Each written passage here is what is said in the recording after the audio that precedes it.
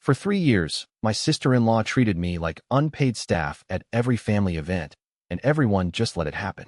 Until one Thanksgiving, when she finally pushed too far, and I let her dig her own grave in front of the entire family.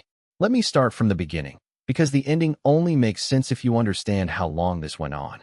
When I married my husband, Daniel, I knew his older sister, Vanessa, was a lot. Loud, dramatic, always the center of attention. I told myself every family has one. I figured if I was just kind enough, patient enough, she'd warm up to me. I was wrong. To Vanessa, I wasn't a new sister. I was free help. It started small. At the first family barbecue I attended, she handed me a stack of dirty plates within 10 minutes of arriving and said, "Be a dear." I laughed it off and washed them. The next event, it was setting the table. Then it was watching her 2 kids while she relaxed. Then it was cooking half the meal while she took credit for it when the guests complimented the food. And here's the part that really got me. Daniel's parents, his other siblings, all of them saw it happening. And not one person ever said a word. When I tried to bring it up to Daniel, he'd sigh and say, "That's just how Vanessa is." It's easier not to fight it. Easier for who? I wanted to ask. Because it definitely wasn't easier for me. For 3 years, I was the woman in the kitchen while everyone else laughed in the living room. I missed conversations. I missed photos. I'd show up excited to see family and leave feeling like I'd worked a double shift.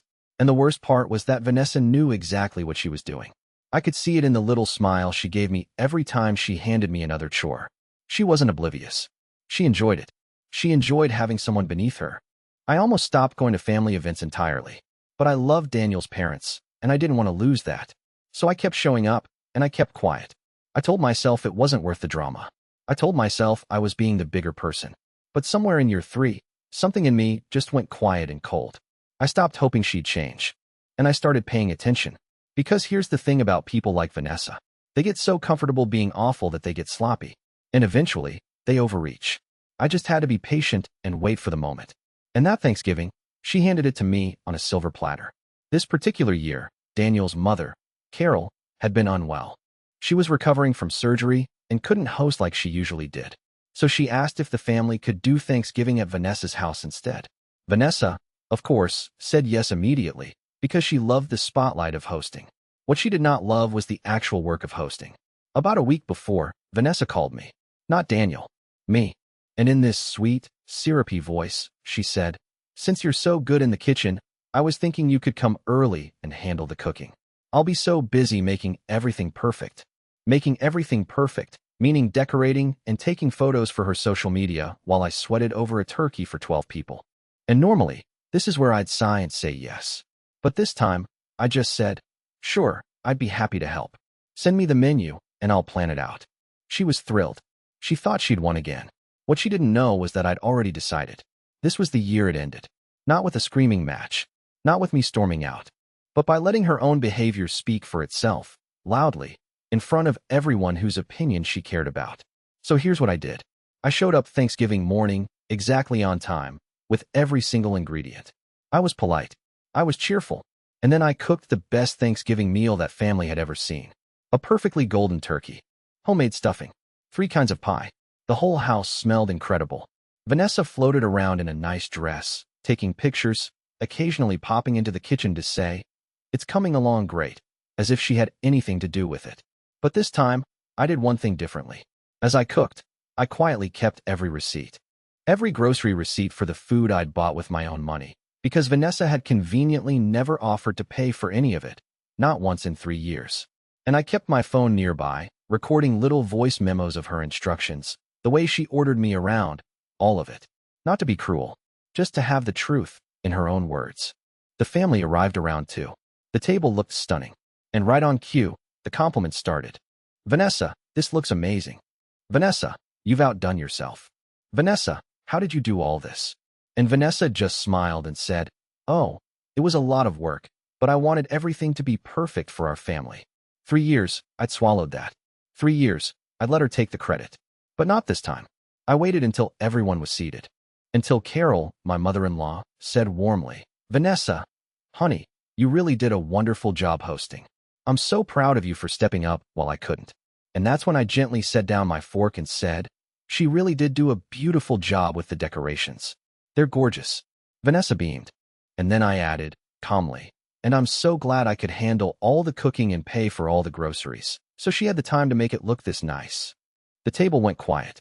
Carol blinked. Wait, you did the cooking? All of it, I said pleasantly.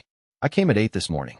Vanessa asked me to, since I'm, and I quote, so good in the kitchen. I smiled at Vanessa. I have the receipts for the food too, if anyone's curious what a meal this size costs. About $400. I covered it, same as the last 3 years. You could have heard a pin drop. Vanessa's face went from confident to pale to furious in about 4 seconds. She stammered, well, I organized everything, I delegated. And Daniel, my husband, who had spent 3 years telling me to just let it go, finally spoke up. Quietly, he said, wait, you've been paying for the food every year? And doing all the cooking?